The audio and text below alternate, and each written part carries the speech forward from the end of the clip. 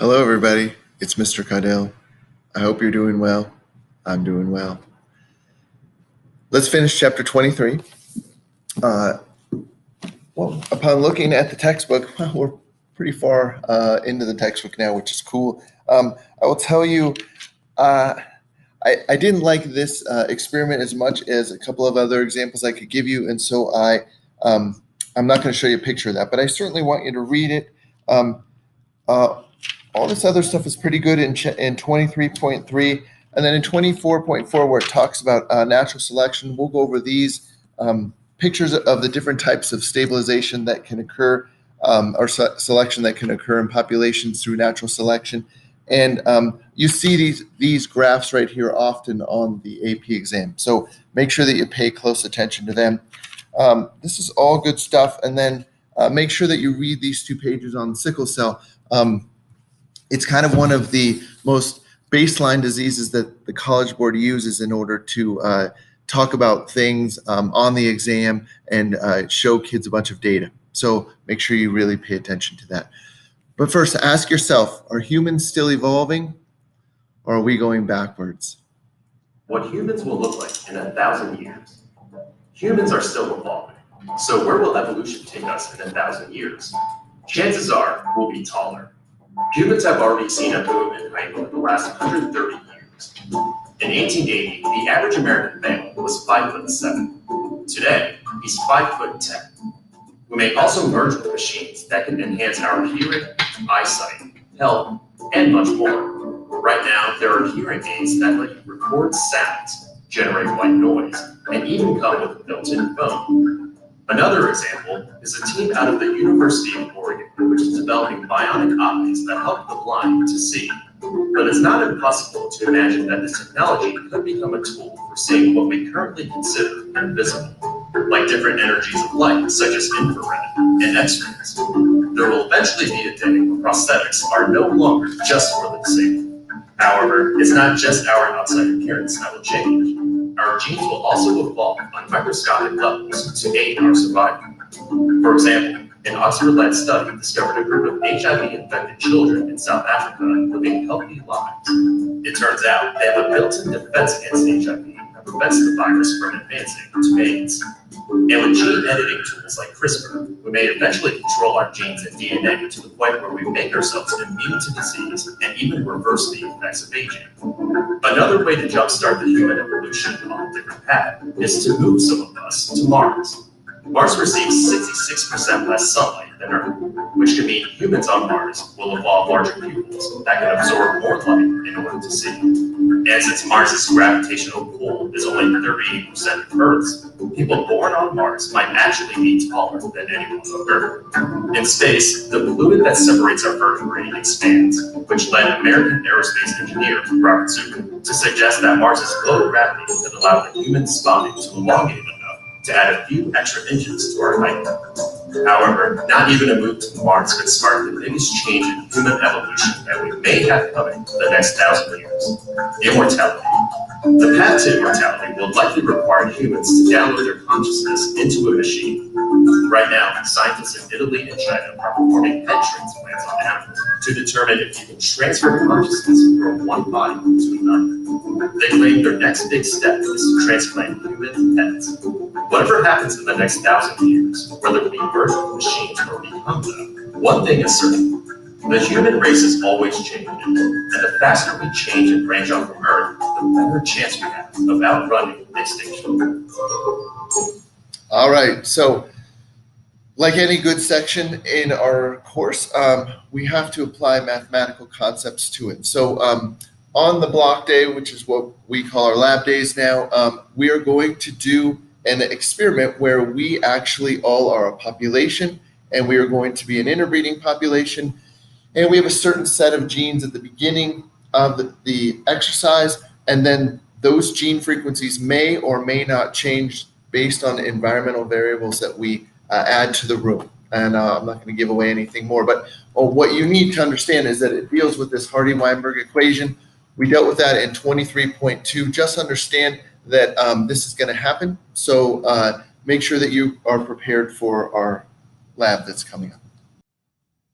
Well, go ahead and turn to your neighbor. and remind them the 5 conditions for non-evolving populations that are rarely met in nature. These were proposed by Hardy and Weimer.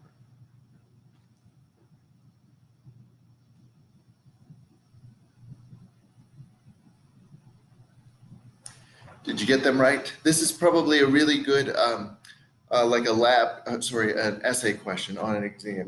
If you were to be able to go over and say a sentence or two about each one of these.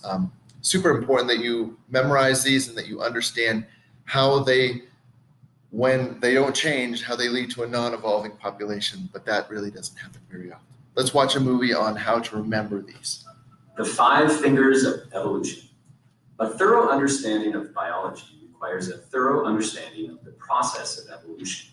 Most people are familiar with the process of natural selection. However, this is just one of 5 processes that can result in evolution.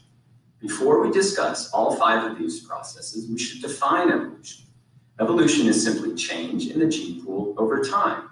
But what is a gene pool? And for that matter, what is a gene? Before spending any more time on genetics, let us begin with a story. Imagine that a boat capsizes and 10 survivors swim to shore on a deserted island. They are never rescued and they form a new population that exists for thousands of years. Strangely enough, 5 of the survivors have red hair.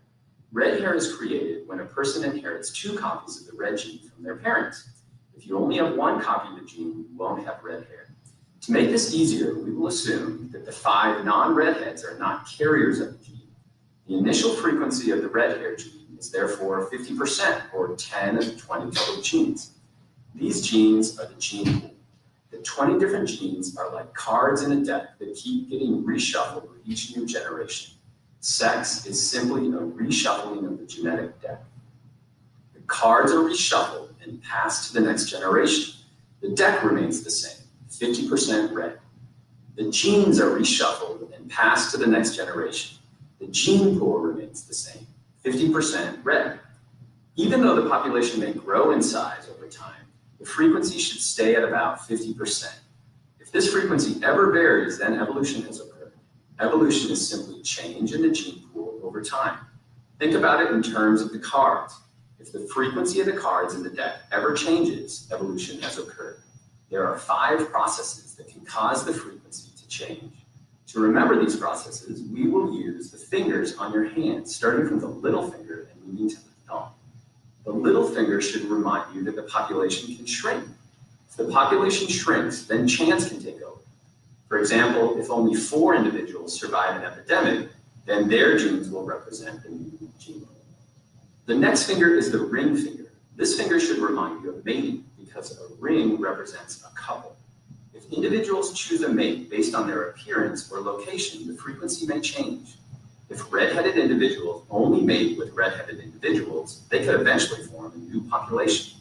If no one ever mates with red-headed individuals, these genes could decrease. The next finger is the middle finger. The M in the middle finger should remind you of the M in the word mutation. If a new gene is added through mutation, it can affect the frequency. Imagine a gene mutation creates a new color of hair. This would obviously change the frequency in the gene pool. The pointer finger should remind you of movement. If new individuals flow into an area or immigrate, the frequency will change. If individuals flow out of an area or emigrate, then the frequency will change. In science, we refer to this movement as gene flow. All 4 of the processes represented by our fingers can cause evolution. Small population size, non-random mating, mutations, and gene flow. However, none of them lead to adaptation. Natural selection is the only process that creates organisms better adapted to their local environment. I use the thumb to remember this process. Nature votes thumbs up for adaptations that will do well in their environment, and thumbs down to adaptations that will do poorly. The genes for individuals that are not adapted for their environment will gradually be replaced by those that are better adapted. Red hair is an example of one of these adaptations. Red hair is an advantage in the northern climates because the fair skin allowed ancestors to absorb more light and synthesize more vitamin D. Thumbs up. However, this was a disadvantage in the more southern climates where increased UV radiation led to cancer and decreased fertility. Thumbs down. Even the thumb itself is an adaptation formed through the process of natural selection. The evolution that we have described is referred to as microevolution because it refers to a small change. However, this form of evolution may eventually lead to macroevolution or speciation. Every organism on the planet shares ancestry with a single common ancestor. All living organisms on the planet are connected back in time through the process of evolution. Take a look at your own hand. It's an engineering masterpiece that was created by the 5 processes I just described over millions and millions of years. Can you recall the 5 main causes of evolution from memory? If you can, hit rewind and watch that part again. But if you can, give yourself or your neighbor a big 5-fingered high five. Okay, so let's try this. Go ahead and recite from memory. Maybe you look at your hand, the 5 conditions for non-evolving populations.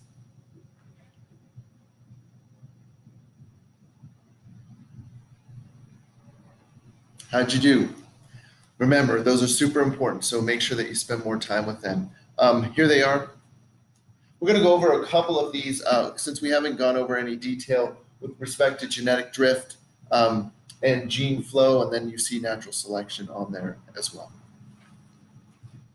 Well, the title of 23.3 is Natural Selection, Genetic Drift, and Gene Flow Can Alter Allele Frequencies in a Population. And these are the 3 major factors that alter these allele frequencies and bring about the most evolutionary change. And it's going to be natural selection. It's going to be the number 1, but we'll get to that. We'll get to that last, actually. First, let's talk about. Let me give you a summary of natural selection. Now, look at this toucan. Why does it have the beak that it has? Think about it. Think about the environment that the toucan lives in.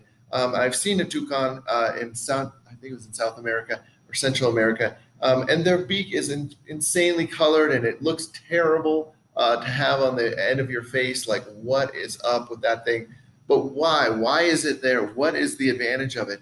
And why, with the mutations that have led to this bird having this huge thing on the end of their face, why is that an advantage in their environment? That beak has obviously been selected for.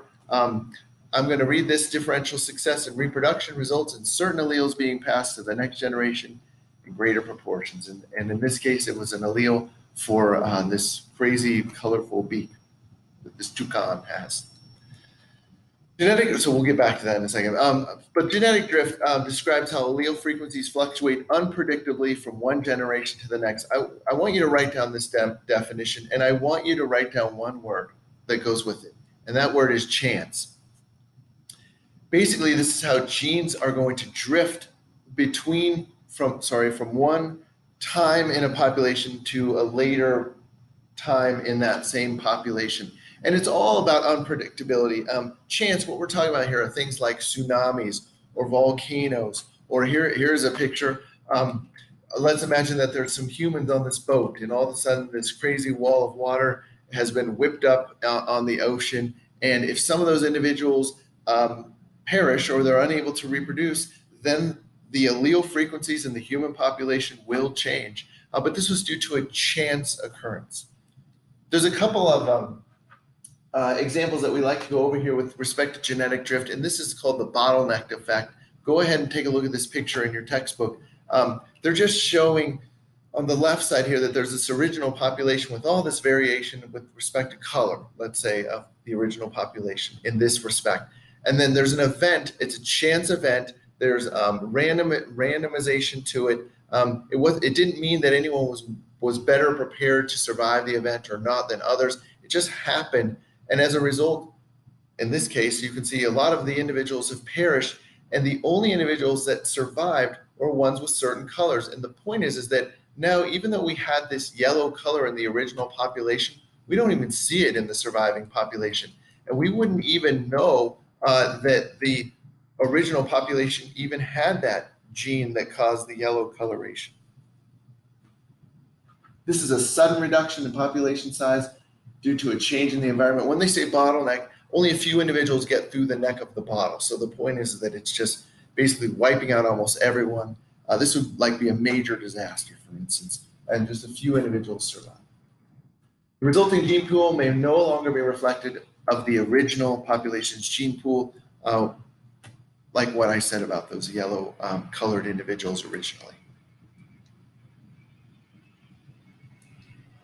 Well, there's another example, the founders effect. And I always think of this as individuals that found places. Like we have these founders of Vail, Peter Seibert and his family, and some others who came here in the 60s, and they founded this place. Most often now, this occurs on islands. And I'm going to read the definition. It says, a few individuals from a population start a new population with a different allele frequency than the original population. Again, it's a chance occurrence. The new population's genes are unreflective of the original population's variation in their gene pool. And you can see that's happening here. So the individuals on the island in this picture don't even have any of that yellow coloration. Occurs when a few individuals become isolated from a larger population. I'll give you an example. There is this island that's known as Tristan da Cunha. It's named after a Portuguese explorer. This is the world's remotest island, and it is on the mid-Atlantic ridge where the plates are actually spreading. Lava's coming up, and it's forming volcanoes under the water there, but some of them have popped through the ocean. And you can see this place is about 1,500 miles from Cape Town and 2,400 miles from the Falkland Islands. It's out in the middle of nowhere, in the middle of the ocean. It was called the Island of Refuge for a while, and there were 4 original explorers that landed there. Some people saw it from a distance, even 100 years earlier than them. But these guys finally landed on the Island of Refuge, and 3 out of 4 of them died within 2 years. So I don't know if it was much of a refuge for them. But here it is. It has a circumference of 6.8 miles. It's pretty exposed out there. You could imagine what it must be like living there. I read this morning that there's 251 settlers that live there as of last census. And you have to understand, those individuals that went there a few hundred years ago, they all left or died already. So then there was this original starting population of 12 individuals that are there. Their descendants are now there today. And so what has happened is they whatever genes they had that create certain characteristics in them are unreflective of the population at large. And these individuals had higher rates of glaucoma, which is an eye condition, asthma, and actually hearing loss, deafness. And so now when you survey the population of this island, they have genes which lead to those symptomatic troubles that are higher than the normal population, let's say in the world or the country that the original inhabitants came from. And so this is an example of genes coming to an island with the founder effect and not being reflective of the population at large. I have a movie, and it's not that great. In this tutorial, we will talk about several topics in evolution: the founder effect, bottlenecking, and genetic drift. Our story begins with a small island and a small group of 7 people, 43% of which have an unattractive condition that causes them to be bald. Here is a section of the mainland population. The percentage of bald people is much lower, only about 10%. The small population of humans arrive on a secluded island far away from any mainland.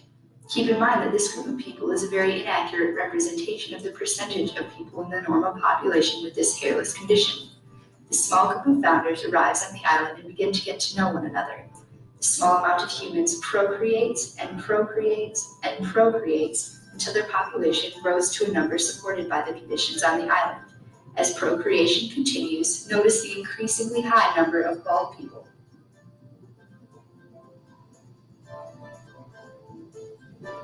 After another survey of the population, we can see that there's a much higher percentage of bald people on the island. This is a result of the founder effect. Because the founders of the island had a much higher percentage of people with the genetic condition, and therefore their descendants do too. Suddenly, a natural disaster comes and wipes out all the population, except for a few survivors.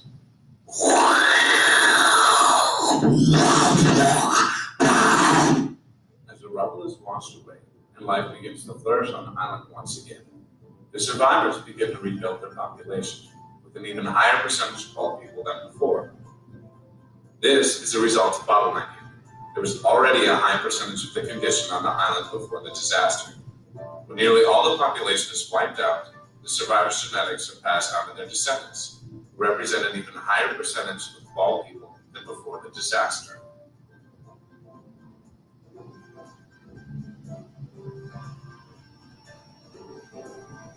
At this point, we have a smallish population inhabiting our fictional island. Due to the absence of natural disasters, the population exists freely. However, the factor of randomness has yet to be examined. As chance will have it, gradually more and more people with hair survive, and subsequently reproduce on the island. Especially due to the small population, the allele frequencies gradually change over time, resulting in a drift of phenotypes from bald to hairy.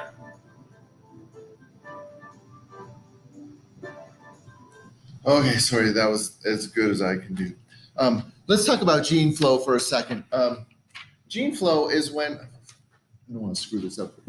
Here's the book's definition. Gene flow is the transfer of alleles into or out of a population due to the movement of fertile individuals or their gametes. Let me give you a couple examples here.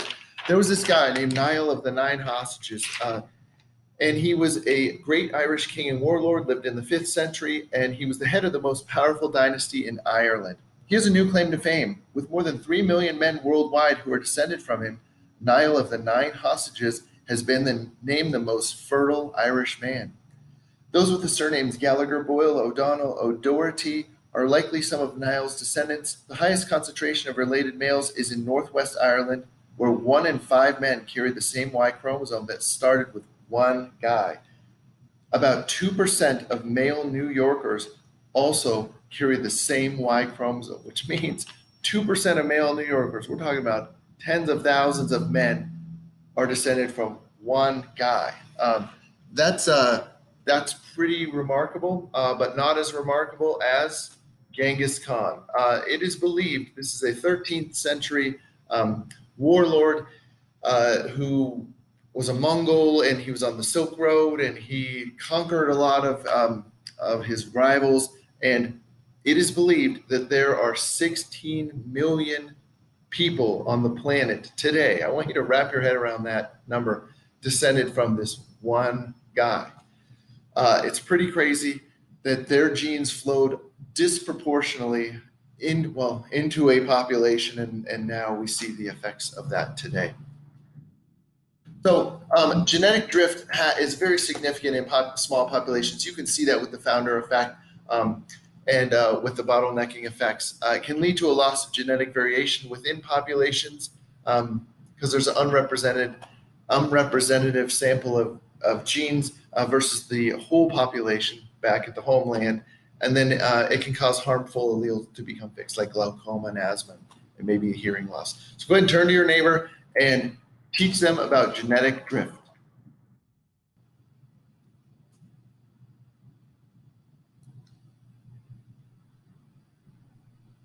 Variation is found in human populations and in other populations, such as this population of island beetles. Color in these beetles is determined by different versions of a gene, different alleles. Green is the dominant trait, so green beetles have 2 green alleles, or a green allele and a brown allele. Brown beetles have 2 brown alleles. By counting the brown alleles and green alleles, we can calculate that this population has 30% brown alleles and 70% green alleles. The frequency of brown alleles is greater than the frequency of brown beetles because some green beetles have a brown allele. Allele frequencies change as populations evolve. What causes populations to evolve? The island is suffering from a drought, and in this dry environment, brown beetles are better camouflaged than green beetles. Birds are more likely to see and eat green beetles. Over time, brown beetles survive and reproduce more than green beetles. This is an example of natural selection. Individuals with inherited traits better suited to their environment survive and produce more offspring than other individuals. Here, natural selection causes the frequency of the brown allele to increase. Through natural selection, The population has become better adapted to its new environment. Genetic drift occurs when populations evolve due to chance events. Let's see how genetic drift affects this small population of beetles. Chance constantly affects which beetles actually reproduce and which of their alleles they pass on. In a small population, chance events produce large fluctuations in allele frequencies from one generation to the next. Here, the frequency of the brown allele has decreased to 0, and the population is left with only green beetles. Genetic drift also occurs in large populations. But in a large population, genetic drift has less effect because it causes much smaller fluctuations in allele frequencies. Other random events can also lead to genetic drift. By chance, this volcano kills more brown beetles than green beetles, causing the frequency of the green allele to increase. Gene flow describes evolution due to individuals moving into or out of a population. When green and brown beetles migrate into the all-green population, the frequency of the brown allele increases. Natural selection, genetic drift, and gene flow are the major mechanisms responsible for the evolution of all populations. Together, they shape populations of beetles as well as humans. So the example that I had given you of gene flow earlier was about the elk populations in this valley and how there was a single tree elk population and an arrowhead elk population. And maybe they visit for a night and then they go back to their normal populations, and those genes would flow into the new population if they were to procreate. Natural selection is the only mechanism that consistently causes adaptive evolution. There are 3 modes of natural selection. You have to memorize these, and these are those pictures that I showed you in the books. They're these graphs. Directional, disruptive, and stabilizing modes of selection. Here they are. Make sure to teach your neighbor, press pause here and tell them, or your favorite stuffed animal, what you see when you look at this, please.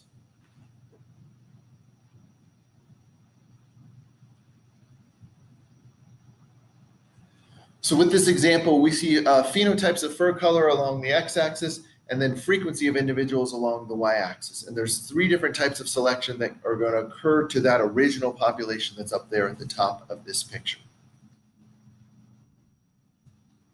First example is stabilizing selection. An example of this would be something that's very well adapted in its current environment. It favors the intermediate against extreme phenotype. So obviously all the time in a population of mice, let's say on our hillside outside of our classroom, the DNA is going to be tinkered with through natural processes, and you're going to get different phenotypic variants that are created. You're going to get very light colored mice, very dark colored mice, but the vegetation is a certain coloration, and the intermediate phenotypes have been naturally selected in favor of their color, and so they are just reinforcing that through their reproduction, and they're reinforcing those genes, and that's the individual that's best suited for our hillside. This is called stabilizing selection. You can see then that in the bottom graph that the frequency of individuals is going up, and the frequency of variation of phenotypes in terms of fur color is tightening there on the bottom. Well, this only works until the environment changes. So let's imagine that the environment does change. So let's say we get a ton of rain, and now all of a sudden a new seed has been on the hillside. It's been waiting, a weed seed, let's say, it's been waiting for all this rain, and now as a result of a ton of rain, it's starting to sprout, and now everything is turning darker. The whole hillside as a whole is turning darker. And so now the variants that had a darker fur color actually have an advantage in the new environment. And you can see that downward arrow, the selective pressure against the lighter colored individuals with the lighter phenotype of fur. And the whole population is shifting to the right there as far as directionally being selected for a darker fur color. Well, here's the last one. Let's imagine that a bird flies into our hillside, and it is a bird that likes to eat mice. And the mice have a certain size, and so let's move away from fur color here. Let's imagine size on the x-axis. And so just imagine that this bird has a certain beak, and it likes to eat this size of mice. Now, there's some variants on the far side of the x-axis that are too big for the bird to deal with, and there's some other ones that are too small for the bird to even want to deal with. So it just keeps eating the ones of a certain size. And you can see that downward selective pressure on a certain size of intermediate size of mice, and then that's going to cause two peaks of increased frequency of smaller and larger mice. And the idea is this, with disruptive selection, this is the one that causes speciation, which means after a while, if those individuals that are of the intermediate phenotype have such downward selective pressure that they are, let's say, eliminated from the population, and you get two new populations, one small, one large, and those that are able to kind of grow on their own as far as not mixing those genes back again for a while, and then they try to mix their genes and reproduce, and they're unable to do so, they have turned into two separate populations of mice, and that's how new species evolve or come to be. Another example would be maybe that wolf-like organism that lived on the shores of the Mediterranean, some of its population liked to be in water, and we've talked about these guys when we watched a movie on them, and some of them like to be on land, but the ones that are half water, half land, maybe they're like good at both, but not great at either land or water. And so they have a disadvantage in their population and in their environment. And they just don't do as well as the water loving portion of the population, and then the land loving portion of the population. And those will become separated geographically from one another over time. Maybe one day someone crawls out, one of these wolf-like or whale-like organisms crawls out of the water, tries to have sex, can't happen. You got two new species. That's disruptive selection. When Hardy-Weinberg equilibrium is broken, evolution of the population will occur. When the pressures are from the environment, it's called natural selection. It's the gradual process by which heritable traits become either more or less common in a population because of pressure from the environment. But what are these pressures? Examples of pressures include overpopulation, which leads to resource competition, changing environments, and predators. Truly anything that will break Hardy-Weinberg equilibrium will cause natural selection to occur. And when it does occur, there are three types of natural selection: directional, stabilizing, and disruptive. In directional selection, individuals that display a more extreme form of a trait have a greater fitness than individuals with average form of the trait. For example, the peppered moth population of England during the Industrial Revolution had higher frequencies of darker colors because it was well camouflaged in the soot-covered trees. The lighter colored moths would have been easily seen and eaten by birds, and if they're eaten, they can't reproduce. In stabilizing selection, individuals with the average form of the trait have the highest fitness. For example, in robin's eggs, a clutch of 4 eggs is best, because too few, and there might not be any that survive, too many, and they may be too hard to feed and sustain. So 4 is the best balance. In disruptive selection, individuals with either extreme variation of a trait have greater fitness than individuals with the average form of the trait. For example, Chinook salmon males compete with each other to fertilize the female eggs. Large fish have an advantage because they're strong fighters. Smaller fish also have an advantage because they can sneak in while the large fish are fighting and fertilize the eggs without being seen. Now, medium fish aren't big enough to fight and win, and they're too big to sneak in without getting caught. So it pays to be extreme in this case. Thanks for watching this episode. Okay, last point I want to make here is that the fit between an organism and its characteristics and its environment is a constant, continuous process, because if there's one thing I can guarantee you is that environments change over time. Ice ages come, mountain ranges rise, a new virus comes into a population's area, there's a lack of a vitamin, things happen all the single time. So the point is that these kind of things that affect gene frequencies in a population are always tinkering with that, and there's never a perfectly adapted organism forever, because environments will change, just like this beaver that's albino here. In the wintertime, he's perfectly adapted. Summertime, he's not adapted. What if there was an ice age? His genes would be fantastic. But if there's global warming, his genes that cause the white coloration wouldn't be fantastic. Just understand the only constant is change. Thanks. Hope you learned something, and we'll now move on to chapter 24. I appreciate your attention. Make Earth cool again.